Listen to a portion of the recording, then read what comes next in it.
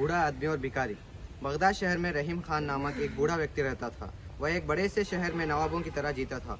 वह निर्धनों की धन, भोजन और वस्त्र आदि से सहायता करता। वह अपनी दानशीलता के लिए मशहूर था।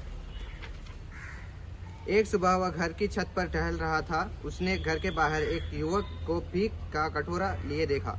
वह उस भिखारी युवक के बारे में जानना चाहता था, इसलिए उसने नौकर को भेजकर भिखारी को ऊपर बुलवा लिया। नौकर भिखारी को घर में ले आया। भिखारी युवक उस आलीशान घर व बूढ़े के गहने कपड़े देखकर दंग रह गया। पूछने पर वह बोला, मैं अली हूँ, इस जगह के लिए नया हूँ। मैंने पिछले 3 दिन से कुछ नहीं खाया। बूढ़े ने कहा, बगदाद में हो और पिछले 3 दिन से कुछ नहीं खाया। चलो पहले एक साथ खाना खाएं, फिर हम बातें करेंगे। उसने नौकरों को हुक्म दिया, हाथ धोने के लिए पानी लाओ और खाने का प्रबंध करो। कुछ देर बाद वह हाथ धोने के लिए उठ खड़ा हुआ, पर अली यह देखकर हैरान था कि वहाँ न तो नौकर थे और न ही पानी। बूढ़ा आदमी ऐसे दिखावा कर रहा था मानो कोई उसके हाथों पर पानी डाल रहा हो और वह हाथ धो रहा हो। आओ तुम भी हाथ धोकर खाने के लिए तैयार हो जाओ, उसने अली से कहा। अली की कुछ भी समझ में नहीं आया। उसने भी वैसे ही हाथ धोने का दिखावा किया। वे दोनों खाने के कमरे में गए तो वहाँ मेज़ पर कोई बर्तन या खाना नहीं था।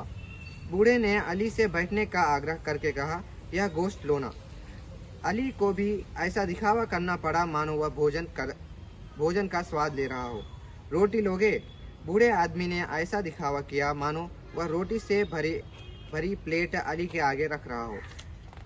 अली ने हर परोसे गए दिखावटी व्यंजन की तारीफ की।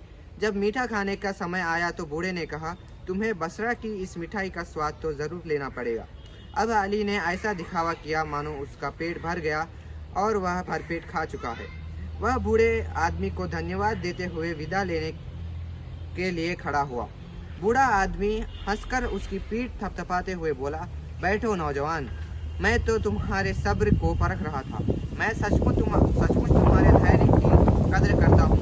मूर्ख होने के बावजूद तुमने किसी की बात की शिकायत नहीं की। मुझे वास्तव में तुम्हारे जैसे इंसान की ही तलाश थी।